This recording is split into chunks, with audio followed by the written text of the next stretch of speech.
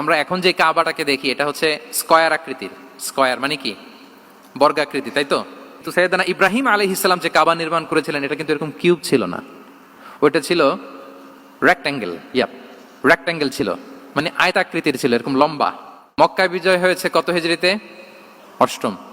অষ্টম হিজরিতে যখন মক্কা বিজয় হলো তখন রাসূল সাল্লাল্লাহু আলাইহি ওয়াসাল্লাম আম্মাজান আয়েশার সাথে গল্প করছিলেন আর বলছিলেন, আয়েশা, লাউলা হাদাসাতু আহদি কওমিকা বিল কুফরি লা নাকাতুল কাবাতা ওয়া লা জাআলতুহা আলা আসাসি ইব্রাহিম। আয়েশা, তোমার এই মক্কাবাসী, তোমার এলাকার লোকজন যদি একটা কেওস সৃষ্টি না করতো তাহলে কাবার যে আসল শেপ, আমি ওই আসল শেপে এটাকে ফেরত নিতাম, কিন্তু নিতে গেলে এখন একটা ঝামেলা বাঁধবে, এজন্য নিব না। ব্যাপারটা হচ্ছে আমরা এখন যে কাবাটাকে দেখি এটা হচ্ছে স্কয়ার আকৃতির। স্কয়ার মানে কি? বর্গাকৃতি, তাই তো? বর্তমান কাবা কোন আকৃতির বলেন তো? একটা বড় কিউবের সাইজ না? দূর থেকে দেখলে মনে হয় একটা বড় কিউবের সাইজ, কিউবের আকৃতি মানে স্কয়ার, চতুর্ভুজ।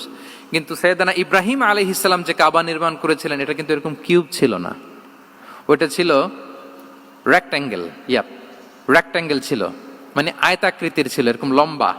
এই যে এই টেবিলটা যেরকম, টেবিলের যে শেপ এইরকম ছিল, এরকম লম্বা কাবা ঘর ছিল আয়তাকৃতির। কিন্তু এখন এটা কমে স্কয়ার আকৃতির হয়ে গেছে।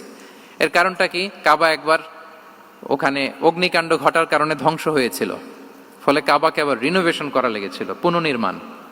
তো কুরাইশরা সিদ্ধান্ত নিয়েছিল কাবা পুনর্নির্মাণে আমরা কোনো হারাম টাকা ইউজ করব না, যার কাছে যত হালাল টাকা আছে নিয়ে আসা হলো। কিন্তু হালাল টাকা যতটুকু জমা হয়েছে এটা দিয়ে পুরো কাবা নির্মাণ হয় না, অর্ধেক হয়। ফলে কাবা যে আয়তাকৃতির ছিল সেটা না হয়ে গেছে কি বলেন? বর্গাকৃতির, মানে স্কয়ার। ওই স্কয়ার কাবাই আজ পর্যন্ত রয়ে গেছে। কিন্তু ওই যে আয়তক্ষেত্রের যে শেপের মধ্যে যতটুকু জায়গা বাকি ছিল ওইখানে দেখবেন একটা ক্রিসেন্টের মতো আছে, হেজরে ইসমাইল, হাতিমে কাবা বলে। ওইটার ভিতরে নামাজ পড়া আর কাবার ভিতরে নামাজ পড়া একই হুকুম। ওইটার ভিতরে নামাজ পড়া আর কাবার ভিতরে নামাজ পড়া কি একই হুকুম। ফলে ওই হাতিমের ভেতরে ফরজ সালাত আদায় হয় না, নফল সুন্নাত পড়া যায়। এমনকি কাবার ভেতরেও ফরজ সালাত আদায় করলে আদায় হবে না, কারণ নামাজের ফরজের মধ্যে একটা ফরজ হচ্ছে ইলা জিহাতিল কাবা, টু দ্য ডাইরেকশন অফ কেবলা। আপনার কেবলা মুখী হইতে হবে না। আপনি তো কাবার ভিতরে ঢুকে গেছেন, এখন কাবা কোন দিকে? কাবা তো নাই, বের হইতে হবে। বের হয়ে কাবা মুখী হলে সালাত হবে। I think you got the point. তো তাহলে রাসূল সাল্লাল্লাহু আলাইহি ওয়াসাল্লামের উইজডম বা প্রজ্ঞাটা এখানে দেখেন। আম্মাজান আয়েশা রাদিয়াল্লাহু তাআলা আনহাকে উনি বললেন যে, আয়েশা, মক্কা তো বিজয় হলো, মক্কার কন্ট্রোল তো এখন আমার হাতে। চাইলে আমি কাবাকে ভেঙে সেই ইব্রাহিম আলাইহিস সালামের যে বেইজ এরকম লম্বা করে শেপ দিতে পারি, কিন্তু দিব না। কেননা দিলে মক্কা একটা ক্যাওস হতে পারে। কি হতে পারে?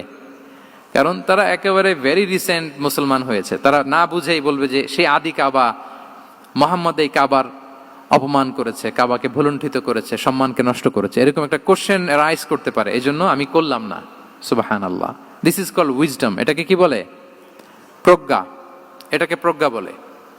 তাহলে আপনার জ্ঞান এবং আপনার কমন সেন্স দুইটা যখন কানেক্ট করে তখন সেটা প্রজ্ঞা হয়।